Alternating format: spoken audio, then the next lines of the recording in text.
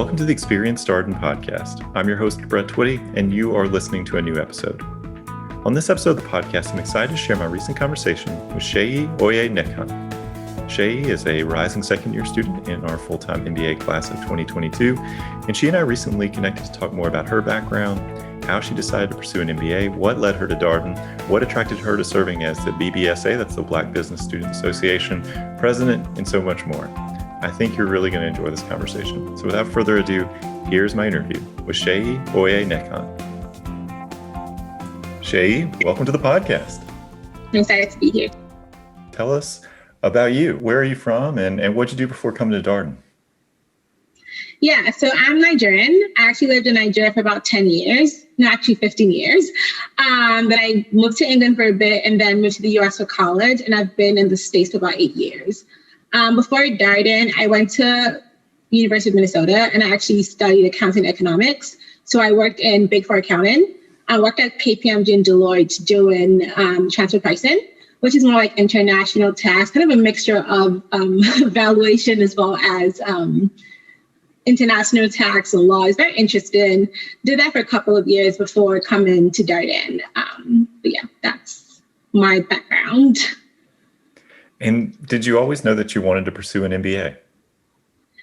Yeah, so I went to undergrad in business. So my interest has always been in business. When I was actually in high school in England, I interned at an investment bank.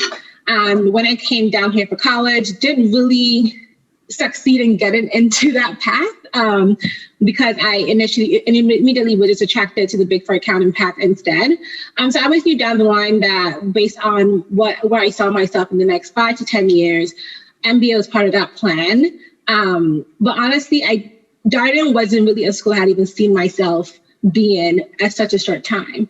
And mostly because when I decided to apply to an MBA program during the pandemic, I didn't even have a GMAT or GRE score. So I was aiming pretty low, to be honest. I actually decided to pursue my MBA mostly based on visa issues because I didn't have the visas to keep working, so I had to go back to school. And when Darden became very flexible, I was really attracted to the students I talked to, really attracted to the professors that I spoke to. And actually, before I considered coming down to Darden, I was working in Deloitte, Houston. And I knew right away that I wanted to go back to Houston after Darden. So even when considering the MBA programs I wanted to go to, I actually had reached out to alumni from all different programs in Houston. And the only ones that were very active and responding that actually reached out to me and didn't just talk about the MBA life, talked about things outside of MBA, job searching, just like having a good life and just being a successful person, actually like Darden alums. And it was really important to me to actually reach out to alums that were both white and Black, because I wanted to ensure that it wasn't just the Black community that's actually showing me this kind of support. And from both communities, I got an immense amount of support in the Houston alumni network.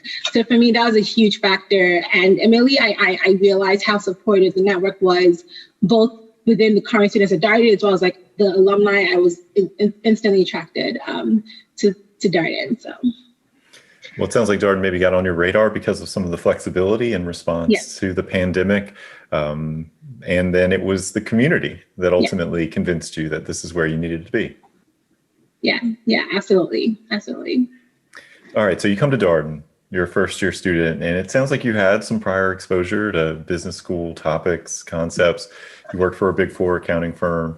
So maybe the quant came a little bit easier to you than maybe some of your classmates who may have been less familiar with those topics. But I'm guessing there were still learning curves. So tell me a little bit more about that adjustment to being a first-year student at Darden. Yeah, I think the experience being part of Section J is actually really, really unique and very different because you're learning at such a really fast pace than other sections. And it really pushes you and really makes the people you're around you as well, like going through that process, become very, very close. So I'm actually, like you said, I'm actually a very quantitative person. My degree is in accounting econometrics. So when I came here, I really stayed away from all qualitative classes in college. And when I came here with like marketing strategy, I really had to force myself to think.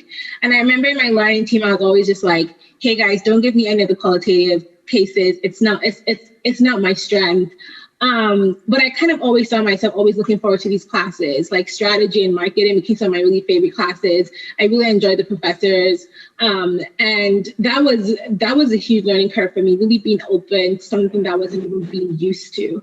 Another thing as well was like, when I came to Darden, I knew that I already had the knowledge, I already knew the foundation. I wasn't trying to come to business school to learn what I already knew. I was coming to business school to be a better decision maker, to be able to think about things very strategically and be able to actually stand out and be a very intense thought maker.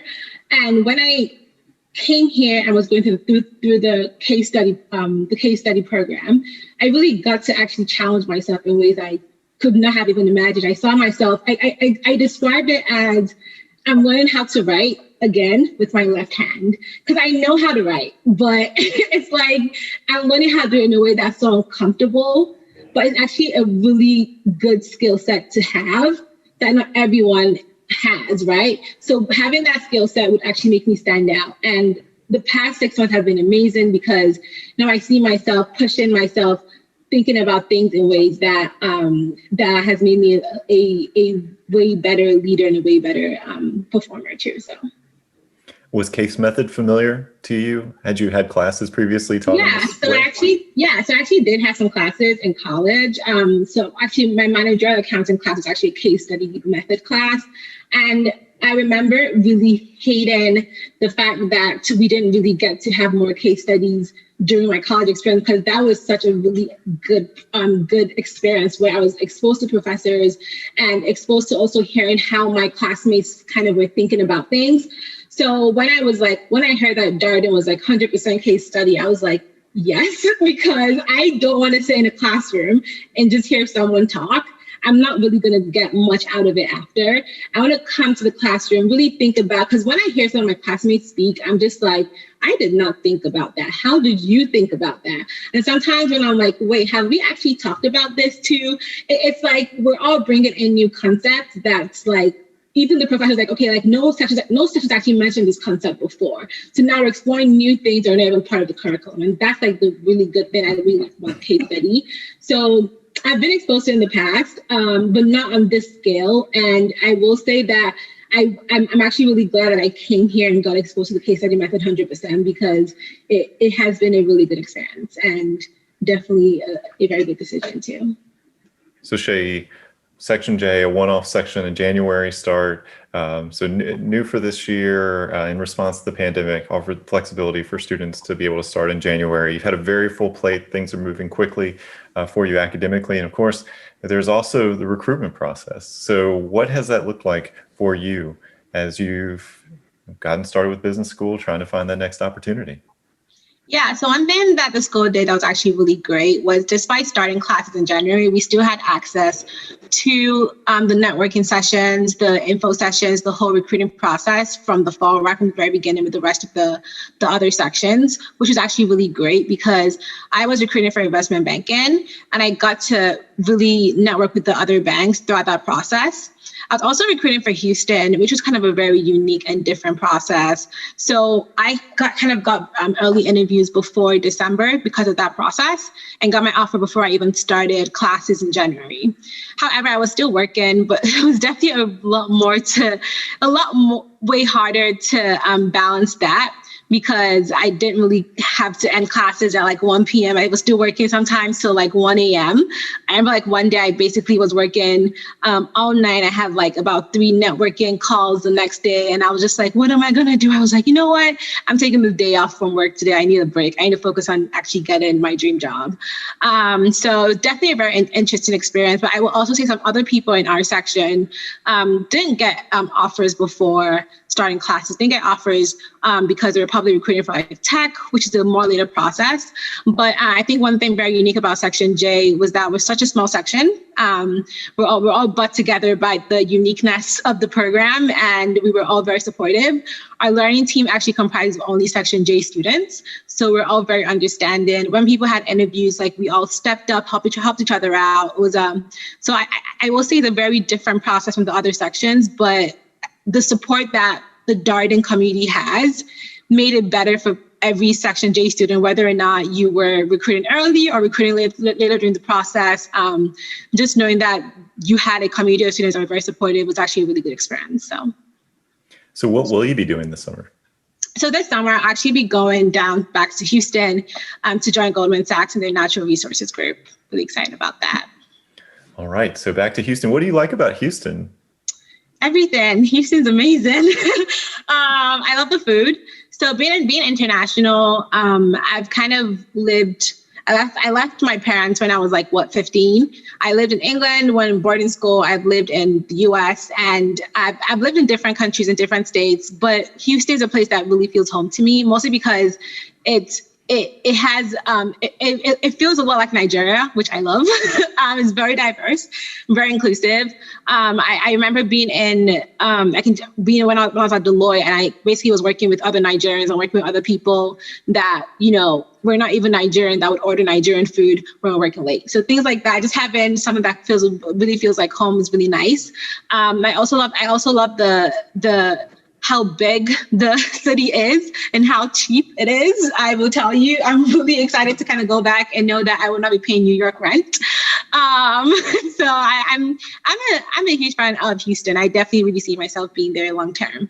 And that's why when I was thinking of business goals, I also thought about what would make the most sense for me if I want to go back down to Texas. And that's why it was so important for me to reach out to alumni that were also in Texas, because that was a huge decision. And I was actually very surprised to see that Darden still had a very strong network, especially down in Dallas and Houston. So that was a huge thing for me too.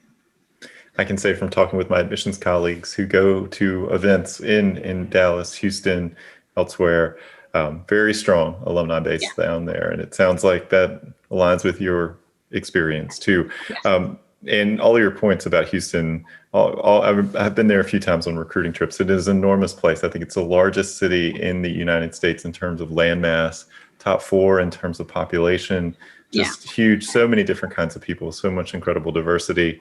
And you're right. If you're thinking about a finance career, or I guess as they say at Darden, finance, if you're thinking about a finance career, you compare New York prices to, Houston, it's a little bit more affordable in Texas. It really is. All right. So it sounds like you have a great summer plan.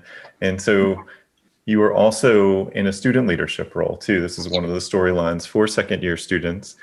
As they move into that second year, you start taking electives, choosing your classes. In addition, typically students will get pretty involved in the extracurricular life of the school. So tell us a little bit more about what you'll be doing outside the classroom. Yeah, so I'm actually the president for BBSA, which is the Black Business Students Association at Darden. I'm super excited about that role. I actually really got interested in that role after I was the diversity rep for Section J. Section J has about 6 Black students, which is amazing. So we all really got to navigate some of the case study discussions together.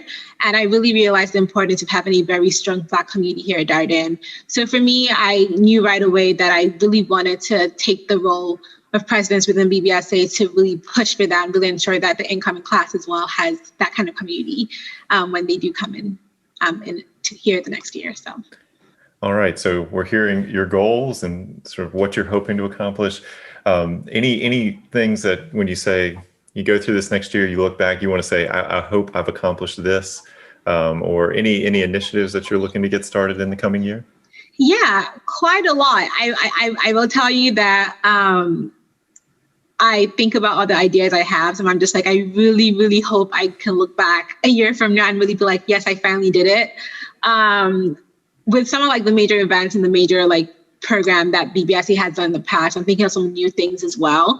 Really thinking about probably including or introducing some sort of platform to engage with allies in the Darden community. I think we've definitely had some alumni in the past who were BBSA members, not BBSA members, but still really want to support the Black members of the community. And I'm really thinking of how to kind of formalize that process and really engage with them and give them a platform to really get to engage with the Black members in our community as well. thinking of how to engage with alumni better, really give them a chance to not just connect back with Darden, but also connect with the Black students here at Darden. And that's more or less formalizing a sort of process for them to kind of be informed of what exactly BBSA will be doing on campus, as well as ensuring that they have some sort of way to, some sort of like event that would bring them back to campus to get to meet just the Black students selfishly. So we're actually thinking of starting a gala that would bring the current students, and more of a formal gala, fun, nice. We celebrate the Blackness and the Black history that exists here at Darden, and really celebrate the fact that there is a community that is thriving with a very strong alumni network and a very strong network of current students as well. The other thing I'm also really thinking about when it comes, I told you it's a lot of ideas. Other thing I'm really thinking about as well as for BBSAs in terms of engaging with prospective students. I know that applying to Darden is an extremely competitive process. I went through that process. I know how insanely hard it is. I have friends who applied, got waitlisted, didn't get in. So I'm very grateful that I got in.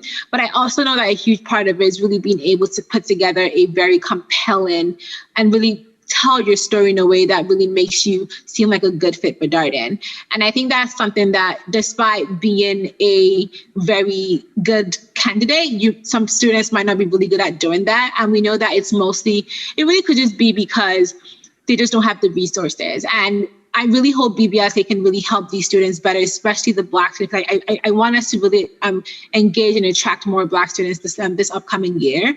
So we're actually putting together an info session for prospective students, prospective Black students later in the fall, to kind of tell them exactly what a good application looks like and how they can really tell their story. Haven't really figured out the exact details or the date yet, but something to definitely look out for, because I really think it's going to be very beneficial to not just the prospective students, but also to us, because we definitely want to get more Black students here and really expand our network too. So. I appreciate your point about telling your story in the application process. It's probably one of our top tips as an admissions committee. I think people sometimes think about applying and it's like, I'm just putting all this information in here and someone will look at it. But you can be much more intentional than that. There are some key elements of your story you likely want to prioritize when putting all your materials together. And it's an initial introduction, right? That application, you're not going to be able to share everything about yourself. So what's most important to share there? And then, of course, if you come for an interview and you do your interview, it's an opportunity for you to even give more depth to your story, and maybe even share some things that you didn't have a chance to speak to in the application itself. So I really, really love that point about your narrative and your story, and the value of introspection and reflection as you move through this process. Yeah, I 100% agree. Was that something that, was that easy work when you were applying, or did that take some time? It took a lot of time. I will say that I was blessed with a lot of mentors who, when I decided to apply to an MBA program with only 2.5 years experience, without a GMAT GRE score, did not tell me don't do it. We were like, okay, let's actually sit down and let's figure out why exactly you want to go to Darden, and how exactly to tell your story to Darden, and how exactly to make sure that you stand out through the process. I think I had managers at work who also really helped me self-reflect and really figure out exactly what my strengths were, and really figure out how to actually tell that story out throughout the process too. It wasn't easy. It was a lot of conversations back and forth with the people around me, but I'm actually really grateful because apart from just reaching out to people that were in my network, I also reached out to some of the Black people at Darden, which were very, very supportive. And it was like just asking questions. I remember like the day before my interview, I literally told my story for about an hour to someone who just graduated, Tami Rafalabi, and I told him my story like 3 times, and I was just like, I don't know if I'm actually gonna do this. And he's like, no, you're fine. Like, your story's amazing. And I was like, I'm not sure, but it definitely was a lot of work. I didn't just like show up and just like, hey, I'm at the interview. I actually had to do a lot of preparation. And I'll be honest, just having people in my life who were willing to help out with that process, and also having people at Darden who were really willing to, answer my messages and really help out was also really helpful. So. I appreciate your note about just how much work went into getting ready for the interview. I think sometimes when you say, oh, it's conversational and it's just you talking about you and telling your story, I think sometimes people hear that and they're like, well, I talk about myself all the time. Yeah. It's no big deal. I know what I'm about, but you have limited time. And I think anybody who's been in that kind of situation knows that that time can go really quickly. And so you want to make sure you're moving right along, answering all the big questions. Who are you? What's your background academically, professionally? Why you want to get an MBA? Of course, a question we don't ask in the application, why Darden? And of course, short-term, long-term career goals. That's a lot to cover. And of course, there's exposition and giving some depth to this. You don't want to just fly through all of it. So figuring out that right amount of detail, that does take practice. Yeah, I agree. I 100% agree. Well, Seyi, what are you looking forward to, in addition to your BBSA president responsibilities, what are you looking forward to in the second year? What's most exciting? I'm really excited to be part of the normal Darden process, normal Darden experience. I will say it has been a very unique year with the virtual hybrid classes, being in a very accelerated program. I'm excited to be taking classes with other sections. Like I signed up for second year classes, and I will say that I mostly signed up for some amazing professors, most of the female professors, specifically Mary Margaret Frank. I'm really excited about that. Really excited about also just spending my second year, spending time with my family, my friends, and the friends I have here at Darden, really just spending time enjoying the year before I end up working 100 hours in banking. So yeah, I'm excited for all the work I've put in this past year, and really just enjoying the fact that I've gotten this far, and I really get to enjoy that and really just be grateful for that. So I'm excited.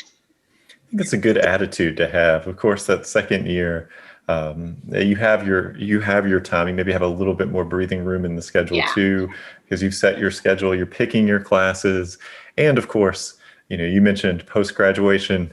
Typically, Darden graduates are moving into pretty demanding roles, so you should enjoy the second year when your time is your own. It will change for you after graduation. So, well, I wonder, Seyi, you've already shared so many good tips and pieces of advice and thoughts for our prospective student listeners. I wonder if you have any last piece of advice or wisdom you would like to impart here.